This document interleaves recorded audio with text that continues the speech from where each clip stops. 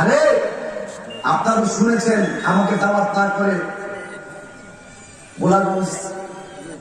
বালাগঞ্জে আমাকে দাওয়াত না করে তারা পুরস্কার করেছে, মিথ্যা অপপ্রচার করেছে, আমাকে অসভ্য গালাগালি করেছে, মাইক দিয়ে বলেছে বিয়া করে আমি নাকি তার কাছ থেকে টাকা নিয়েছি, ডেট দিয়েছি, আমি নাকি মাফিয়া দিলে আমি জানি নাই।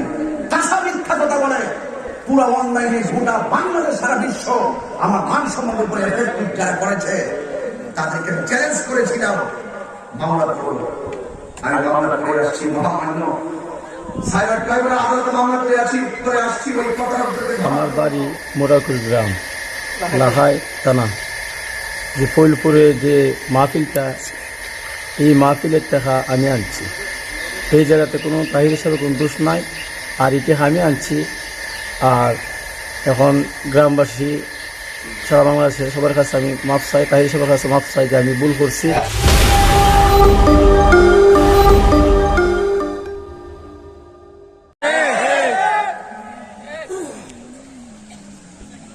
আরে আপনারা শুনেছেন আমাকে দাওয়াত না করে বালাগঞ্জে আমাকে দাওয়াত না করে তারা পুরস্কার করেছে, মিথ্যা অপপ্রচার করেছে, আমাকে অসভ্য গালাগালি করেছে, মাইক দিয়ে বলেছে বিয়া করে আমি নাকি তার কাছ থেকে টাকা নিয়েছি, ডেট দিয়েছি, আমি নাকি মাফিয়া দিলে আমি জানি নাই। কাঁচা মিথ্যা কথা বলে পুরো অনলাইনে গোটা বাংলাদেশ সারা বিশ্ব আমার মান সম্মানের উপরে এফেক্টিভ যারা করেছে তাদেরকে চ্যালেঞ্জ করেছিলাম মামলা করব। আমি মামলা করে আসছি মহামান্য সাইবার ক্রাইমের আদালতে মামলা করে আসছি। ওই প্রতারকদেরকে ধরার জন্য এই প্রতারকরা আজকে আমাকে দিয়ে শুরু করেছে। ওলামায়ে কেরাম চুপ থাকবেন না, নীরব থাকবেন না। ওরা একটা ধারাত পেতেছে, একটা ষড়যন্ত্র, ইহুদিদের ষড়যন্ত্র, মুনাফিকের ষড়যন্ত্র যা লেগেছে আমাকে দিয়ে শুরু করেছে। দাওয়াত না করে পুরস্কার করেছে, আমাকে দাওয়াত না দিয়ে প্রচার করেছে, আমাকে দাওয়াত না করে প্যান্ডেল করেছে, আমার মুখে মাইক নিয়ে কয় আমি নাকি টাকা মেরে খেয়েছি, এইরকম অসভ্য কথা বলেছে। মানে আমাকে দিয়ে শুরু করেছে। আমার কাছ থেকে যারা পার পেয়ে যায় আরেকজনকে ধরবে, ওকে দিয়ে আরেকজন আলেমকে ধরবে, ওই সমস্ত আলেমদেরকে ধরে ইসলামের এই সুন্দর জায়গাকে তারা প্রশ্নবিদ্ধ করতে চায়। এই একটা ষড়যন্ত্র কথা বলেন ঠিক কিনা? আমি মহামান্য সাইবার ক্রাইমের আদালতে আমি মামলা করেছি, আর আমার মামলা গ্রহণ করেছেন আদেশ দিবেন 31শে মার্চ। তবে একটি কথা বলতে চাই, ওরা মায়ের হাতে নিয়ে বলছিল তাহিরকে এই সিলেটের জমিন থেকে অবাঞ্ছিত করতে হবে। তুমি তাকায় দেখো, আজকে খবর নিয়ে দেখো মুনাফিকের দল, এই প্রতারকের দল, আজকে খবর নিয়ে দেখো।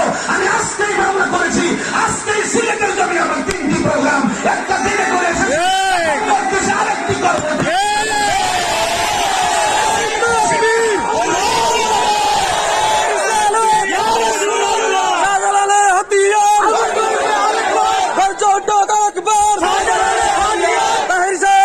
চলুন, আমরা আছি আপনার সাথে। বাবা শাহজালালের জমিন, বাবা শাহজালালের জমিন, এই সিলেট বিভাগের 360 আউলিয়া পদচারণের কল্যাণী বাংলাদেশ, সেই সিলেট বাবা শাহজালালের এই ভূমিতে যারা প্রতারণা করে ওলামায়ে কেরামদেরকে মিথ্যা অপবাদ দিয়ে কাজ করে দাঁড় করিয়েছে, ওলামায়ে কেরাম অবাঞ্ছিত হবে না, ওই সমস্ত প্রতারকরাই অবাঞ্ছিত হবে ইনশাআল্লাহ। আপনারা কি আমার সঙ্গে একমত? আমি আমাকে বাঁচানোর জন্য মামলা করি নাই। বিশাল একটা ষড়যন্ত্র হাত থেকে ওলামায়ে কেরামদেরকে হয়তো সে আমাকে দিয়ে শুরু করেছে, পার পেয়ে আরেকজনকে ধরবে। ওলামায়ে কেরাম গাঁটটি মেরে বসে থেকো না, একদিন তো মরে যাবো, কিন্তু লড়ে যাব, এটাই মাথায় রাখো। সারা বিশ্ব আমাকে একটা প্রশ্নবিদ্ধ করে দিয়েছে। এখানে পরিস্থিতি থেকে উত্তরণ হওয়ার লক্ষ্যে আমি মামলা করেছি। কিন্তু আমি ধন্যবাদ জানাই সিলেট মহামান্য সাইবার ট্রাইব্যুনাল আদালতের আইনজীবী সমিতি এবং আইনজীবীদেরকে। আমি যাওয়ার পরে তাদের যে রেসপন্সিবিলিটি, 100-র উপর আইনজীবীগণ আমার সঙ্গে যে সৌহার্দ্যপূর্ণ আচরণ এবং রিসিপশন করেছেন আমার কথাগুলোকে, আমি এদেরকে মুবারকবাদ জানাই। দাওয়াত ইমানি বাংলাদেশের পক্ষ থেকে আমি মুবারকবাদ জানাই ওনাদের রেসপন্সিবিলিটিকে। আইনজীবী সমিতির সভাপতি মহোদয়, সেক্রেটারি মহোদয় এবং যারা ছিলেন সকলের সঙ্গে আমি কথা বলেছি এবং আমি নিজেই বাদী হয়ে মামলা করেছি এবং মামলাটি গ্রহণ করেছেন। ওনাদের আন্তরিকতা আর ভালোবাসা থেকে আমি অত্যন্ত অভিভূত। ইনশাআল্লাহ সারা বিশ্বের মানুষ তাকিয়ে আছে সিলেট এই মহামান্য আদালত আমাদেরকে একটি রেজাল্ট দিবেন এবং সুষ্ঠু তদন্ত সাপেক্ষে ওই সমস্ত প্রতারকদেরকে আইনের কাঠগড়ায় দাঁড় করিয়ে শাস্তির সম্মুখীন করবে। কথা বলেন ঠিক কিনা?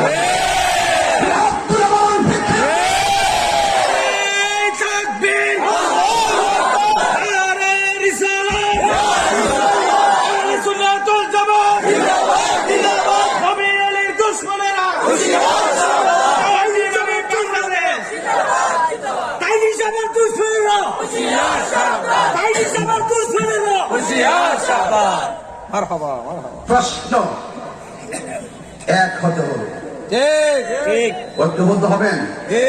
কিছু মাসালাগত ভেজাল যদি থাকে আমরা শেষ করবো, কিন্তু কোন প্রতারককে সহ্য করবো না।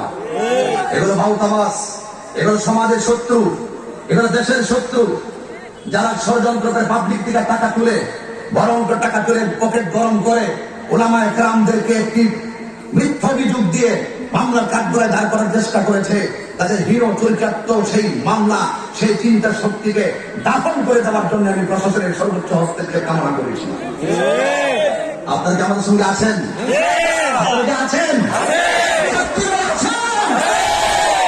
পরিষ্কার কথা।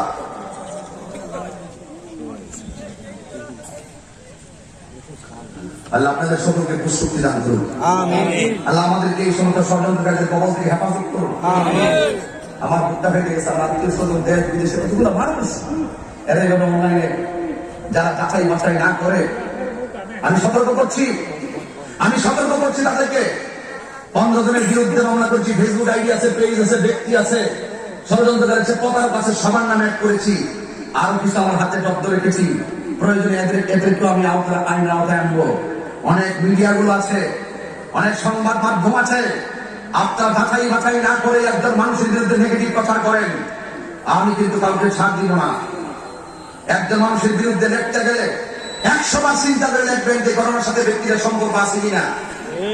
আত্মসম্মানটা হবে, আত্মসম্মান নিয়ে কেউ চিনিমিনি খেলবেন না।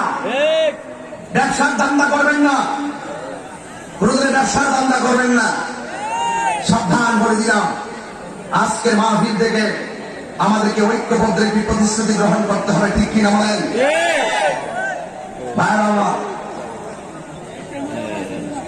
এটা ক্যামেরা, এটা ড্রোন ক্যামেরা, এখানে পাবেন না। এটা কাজ করতে দেন। ড্রোন ক্যামেরা মাধ্যমে আপনাদের অস্কার নির্মাণ হচ্ছে। ভাবি আপনাদের কি কষ্ট হচ্ছে? কোন অসুবিধা হচ্ছে আপনাদের? আমার আবেগ থেকে আমি কথাগুলো বলছি। আমি সারাদিন ঘুমাই নাই, রাত্রে ঘুমাই নাই, সারাদিন আমি ছিলাম সেখানে। তবে একটি কথা শুনুন, আল্লাহ যদি কাউকে রক্ষা করে পৃথিবীর কেউ ক্ষতি করতে পারবে? আমি সব সাহস নিয়ে মাঠে নেমেছি। আপনাকে আমার সহযোগিতা হিসেবে থাকবেন ইনশাআল্লাহ। আল্লাহ আপনাদের সকলকে নেক হায়াত দান করুন। আমি বলুন এই জন্য যুবক ভাই